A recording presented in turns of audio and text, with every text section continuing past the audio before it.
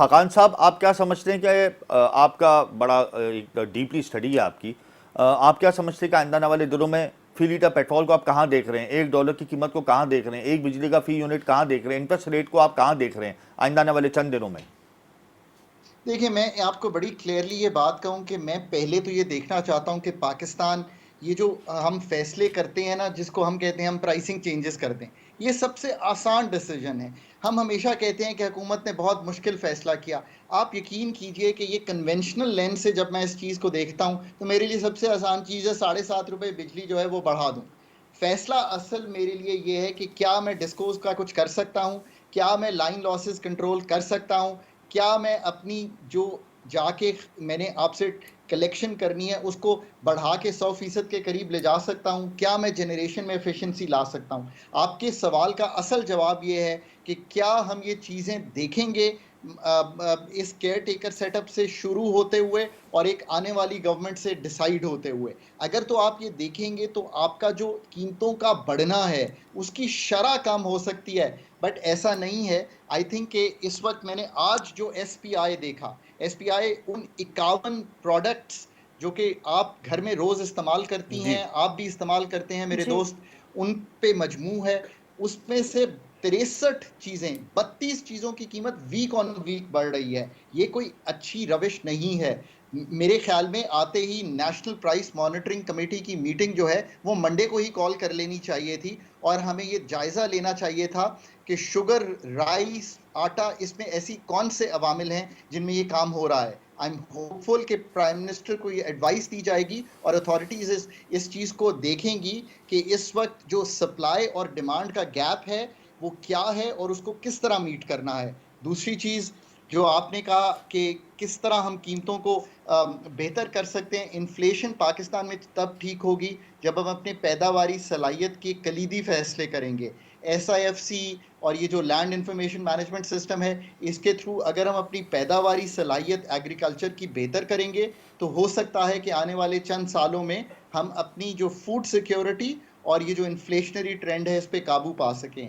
कहने का ओवरऑल मकसद ये है कि जब तक फंडामेंटल फैसले हमें नज़र नहीं आएंगे और हम खुद मिनहासुल कौम ये जिम्मेदारी नहीं उठाएंगे कि यही काम हमने करने हैं, प्राइसिंग चेंजेस बिल्कुल ऑन द सरफेस हमें वक्त गुजार सकते हैं पर कोई भी चीज़ को करेक्ट नहीं कर सकते। And that is my very very researched view on the matter. अच्छा खाकान साहब, हम फंडामेंटल डिसीजंस क्यों नहीं ले पाते? होलसेलर पर, रिटेलर पर टैक्स क्यों नहीं लगा पाते? एग्रीकल्चर सेक्टर के ऊपर टैक्स क्यों नहीं आयद करते? टैक्स चोरी को क्यों नहीं रोकते? सब मालूम है, हुकूमत के पास सारा डाटा मौजूद है। इतने सालों से आप देख रहे हैं कि कई हुकूमतें आई लेकिन डिसीजन कोई नहीं ले पाया। क्या वजह क्या है? क्या माफिया अब बहुत ज़्यादा हावी है हुकूमत के ऊपर, जिस वजह से हमारी मीशत ज़बो हाली की जानिब गामज़ान है मुस्तकिल? आपने बहुत ही जिसे कहेंगे फंडामेंटल सवाल सामने रख दिया। इसकी दो बड़ी क्लियर वजूहात हैं।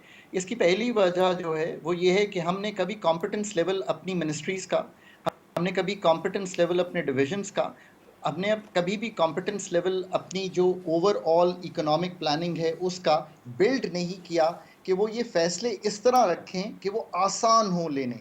जब मैं ये बात कहता हूँ तो ये मैं क्यों कहता हूँ? मैं कहता हूँ कि मुश्किल फैसले जो हैं वो तो कभी आपने सामने रखे ही नहीं पॉलिटिशियंस के, और जब रखे हैं तो वो इस तरह से रखे गए हैं कि पॉलिटिशियंस ने भी इनहराफ किया मुश्किल फैसले लेने से। फिर ये है कि हम बार बार चूंकि IMF के प्रोग्राम में चले जाते हैं तो वो पॉलिटिकल कैपिटल बड़ा यूजर्प कर लेता है। IMF प्रोग्राम की जो डाउन साइड है ना वो ये है कि वो पॉलिटिकल कैपिटल प्राइसिंग चेंजेस से, मॉनेटरी टाइटनिंग से, यानी कि जो शरह सूद बढ़ती है उससे, और तीसरा ये जो हम रुपए की कदर को कम करते हैं, वो सारा जो पॉलिटिकल कैपिटल है वो ख़त्म हो जाता है। उसके बाद जब हम कहते हैं कि आइए अब एग्रीकल्चर इनकम टैक्स लगाते हैं, आइए अब प्रोविंसेस को हम कहते हैं कि वो जी। हम रीटेल को टैक्स नेट में लाते हैं, तो by that time political capital is gone. इसीलिए मैं कहता हूं कि जो आज हुकूमत है, it doesn't have to worry about political capital, so it must only take fundamental decisions. मतलब आज भी मैं आपके सामने एक चीज रखता हूं और मुझे बड़ी तशवीश है इस चीज की। वो यूं है कि इस वक्त रुपए की कदर ओपन मार्केट में और कर्व मार्केट में 3 से 4% के फर्क पे है। हम बिल्कुल। IMF का एक बेंचमार्क ब्रीच कर रहे हैं जिसमें हमने लिखा है कि ये 1.25% से ऊपर नहीं जाने देंगे हम।